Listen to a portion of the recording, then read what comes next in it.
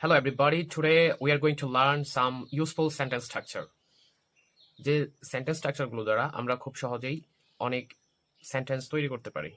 আমাদের প্রথম সেন্টেন্স স্ট্রাকচারটি হচ্ছে শুড হ্যাভ প্লাস ভার্বের পাস্ট পার্টিসিপল, যার অর্থ হচ্ছে উচিত ছিল।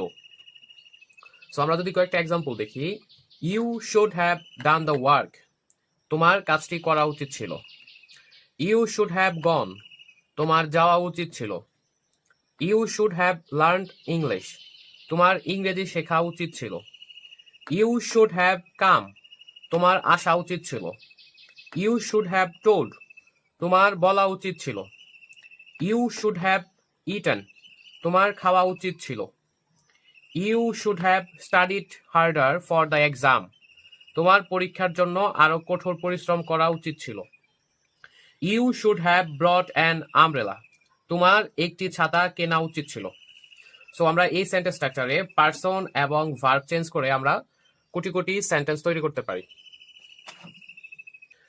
আরেকটি গুরুত্বপূর্ণ সেন্টেন্স স্ট্রাকচার হচ্ছে ক্যান যোগ ভার্বের প্রেজেন্ট ফর্ম, অর্থাৎ কোনো কিছু পারি অর্থে ব্যবহৃত হয়। যদি এই সেন্টেন্স স্ট্রাকচারের আমরা কয়েকটা এক্সাম্পল দেখি। Number 1, I can do the work, আমি কাজটি করতে পারি। আই ক্যান ইট অ্যাপল, আমি আপেল খেতে পারি। I can swing in the river, আমি নদীতে সাঁতার কাটতে পারি। আই ক্যান টিচ ইংলিশ, আমি ইংরেজি শিক্ষা দিতে পারি। আই ক্যান প্লে ক্রিকেট, আমি ক্রিকেট খেলতে পারি। আই ক্যান গো নাও, আমি এখন যেতে পারি। আই ক্যান ডান্স, আমি নাচতে পারি। আই ক্যান সিং, আমি গান গাইতে পারি। সো আমরা এই সেন্টেন্স স্ট্রাকচার দিয়ে এরকম সাবজেক্ট এবং ভার্ব চেঞ্জ করে অনেক অনেক সেন্টেন্স ক্রিয়েট করতে পারি। আরেকটি সেন্টেন্স স্ট্রাকচার হচ্ছে কুড প্লাস ভার্বের প্রেজেন্ট ফর্ম, অর্থাৎ কোনো কিছু করতে পারতাম বোঝাতে এই সেন্টেন্স স্ট্রাকচারটা ব্যবহৃত হয়। সো এটার এক্সাম্পল হচ্ছে I could do the work, আমি কাজটি করতে পারতাম।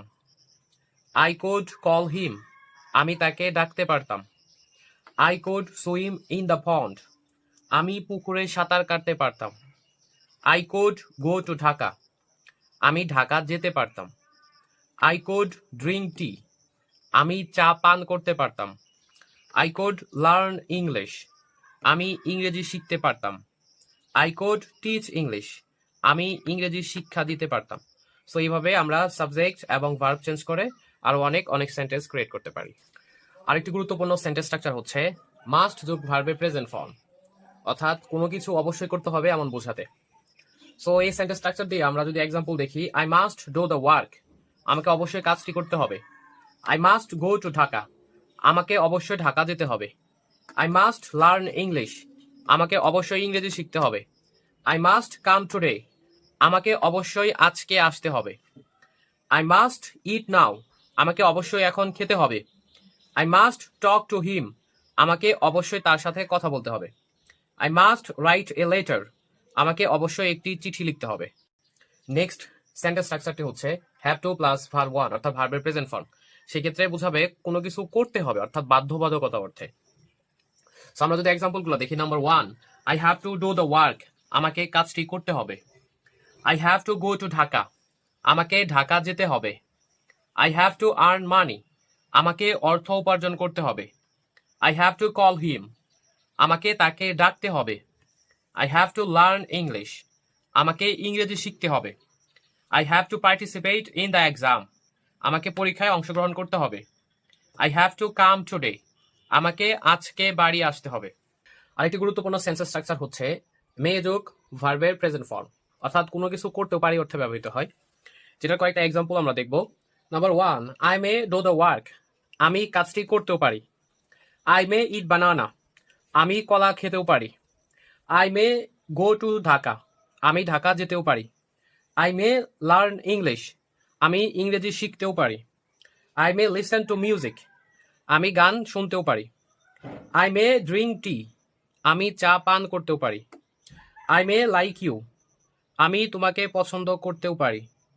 আই মে আর্ন 100 টাকা, আমি 100 টাকা উপার্জন করতেও পারি। সো এই সেন্টেন্স স্ট্রাকচার দিয়ে এরকম আমরা অনেক সেন্টেন্স মেক করতে পারি।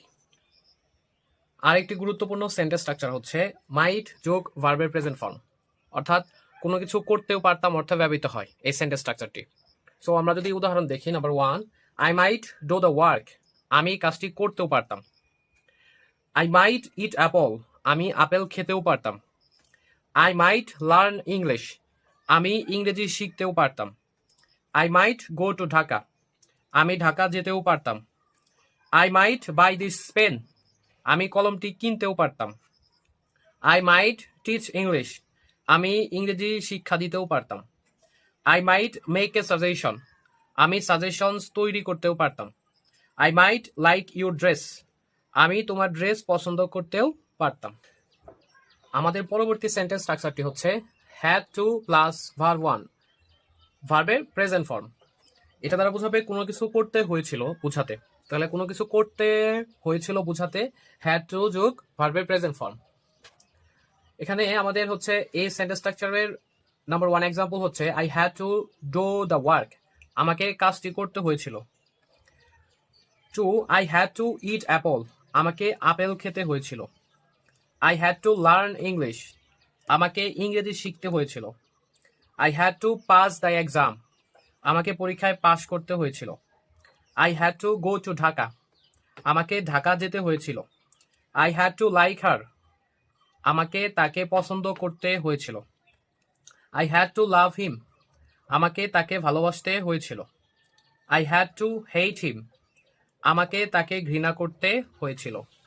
আজকের লাস্ট এবং ফাইনাল সেন্টেন্স স্ট্রাকচার হচ্ছে ইউজ টু প্লাস ভার্বের প্রেজেন্ট ফর্ম, যেটা সাধারণত অতীতের কোনো কাজ করতাম এখন করি না এমন বোঝাতে, অর্থাৎ অতীতের কোনো অভ্যস্ততা বোঝাতে আমরা ইউজ টু প্লাস ভার্বের প্রেজেন্ট ফর্ম ব্যবহার করব। আচ্ছা, আমরা কিভাবে সেন্টেন্স মেক করতে পারি? Number one, I use two do the work, আমি কাজটি করতাম। I use two go to school, আমি স্কুলে যেতাম। I use to play cricket with friends, আমি বন্ধুদের সাথে ক্রিকেট খেলতাম। আই ইউজ টু স্মোক, আমি ধূমপান করতাম। I use to learn English, আমি ইংরেজি শিখতাম। I use to live in London, আমি লন্ডনে বসবাস করতাম। I use to come here, he use to come here, সে এখানে আসতো। He use to practise English everyday, সে প্রত্যেক দিন ইংরেজি চর্চা করতো। সো আমরা এইসব স্ট্রাকচার ব্যবহার করে আমরা বিভিন্ন সাবজেক্ট এবং ভার্ব চেঞ্জ করে আমরা অনেক সেন্টেন্স মেক করতে পারি।